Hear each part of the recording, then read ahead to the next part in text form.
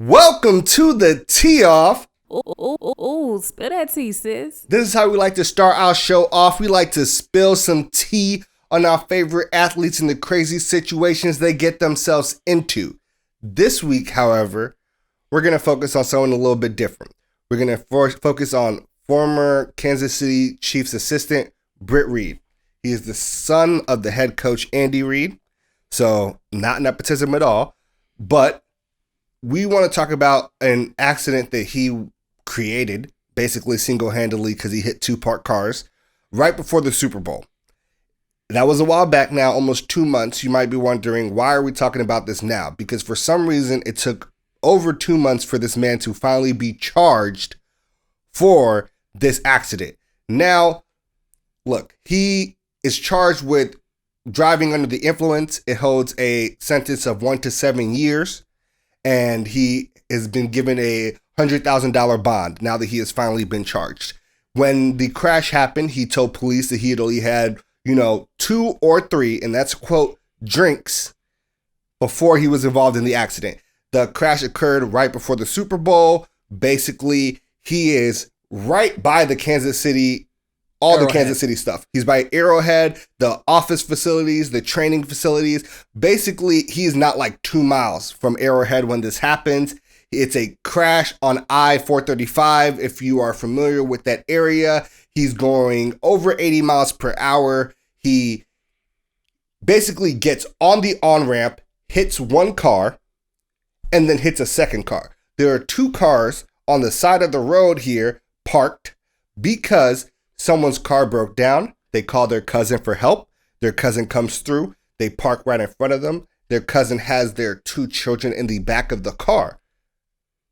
Right? And he's trying to help his cousin whose car originally broke down on the side of the road, like what anybody would do when they had some car issues. And Britt Reid, who is drunk, comes up, hits the first car that is empty, the car that was disabled on the side of the road, that could not, needed help.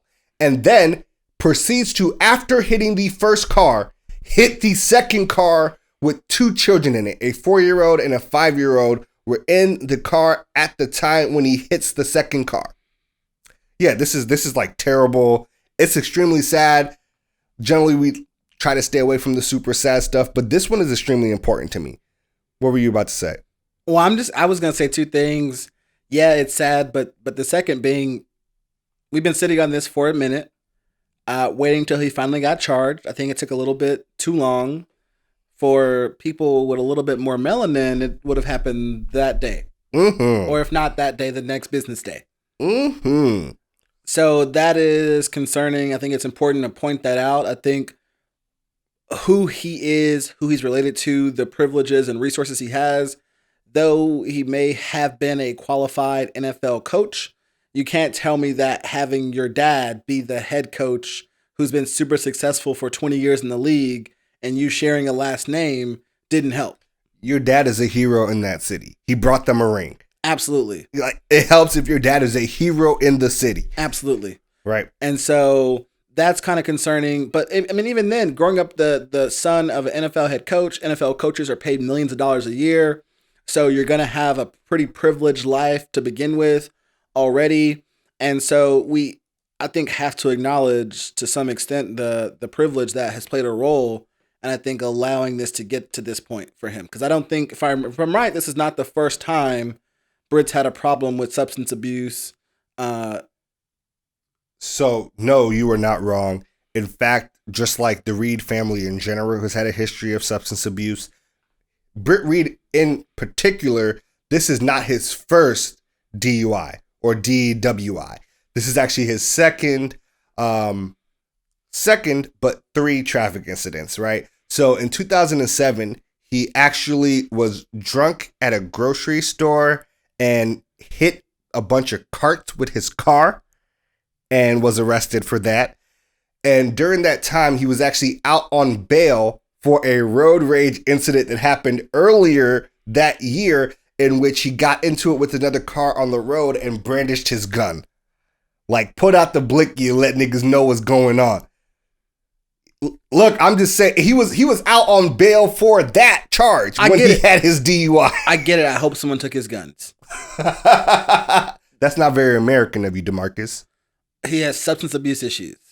He has several criminal charges. American of you, DeMarcus. He has several criminal charges. If I'm right, in this particular accident even, that he just got charged with that we're talking about in this tee-off, wasn't one of the 4-year-old girl, wasn't she like badly injured? The 5-year-old one. 5-year-old. Yes. 5-year-old girl was tragically injured in the crash. She has brain damage now. There is a GoFundMe page that is available. The aunt that created the GoFundMe page said that she will be in a wheelchair for the foreseeable future. For about like a month there, she did not wake up at all. And like, thank God that she has woken up, that she is, not okay, because that's not the word I would use, because it seems like she has brain damage that might affect her for the rest of her life. But she did not lose her life, so I thank God for that. But still, yes, this 5-year-old suffered life-threatening injuries, was in critical condition for an extended period of time because of this crash. Luckily, the 4-year-old had mild injuries, ended up being okay. The adult in the car was also fine. If you care, Britt Reid had suffered blunt force trauma to his groin that required emergency surgery at the point in time of the accident, but he is fine now. So, okay.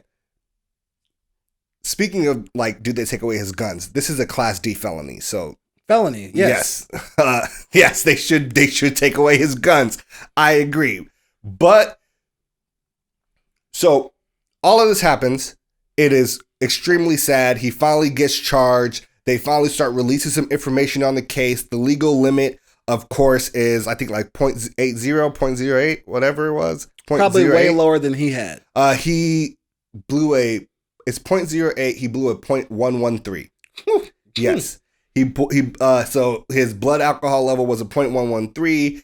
And the reason why now this is interesting, besides the fact that he's going to face criminal charges, he's going to face civil charges, is that the Kansas City Chiefs might actually end up being liable for civil charges in this situation. That's the new thing that's kind of going on, because he's so close to the practice facility. He is so close to the Arrowhead. All common sense says that he came from Arrowhead, was drunk there, and then got into an accident. There are no bars or any places that he could have bought alcohol, like at a sit down place, between Arrowhead and where he had his accident. Literally zero. If you're getting drunk at work, then you have a problem. I agree. And he told officers the night of the crash that he was coming from work. He made no other stops. And I have a hard time believing this was a team function. Though the team could be held liable, I have a hard time believing it's a team function, because if, for example, your dad's the head coach, your dad is well aware of your substance abuse issues, I don't know that dad would hold a team function with alcohol, allow son to drink, though he is an adult, get into a car and then drive off. It can't be a team function because the league has clear rules against the presence of alcohol in team facilities. So this sounds like he had a bottle of something in his bottom drawer in his office and was watching film, I guess, and had a little drink or a lot of drink and then left. This is days before the Super Bowl, too. Yes. This is, late night at the off, or I don't know what time it was, but I'd have to look at I think you're right. The theory sounds good. To verify it, I would have to actually look at the accident report. You think about this instead. The NFL can verify it. The Kansas City Chiefs can verify it. I assume that if they go towards this path, they will subpoena footage.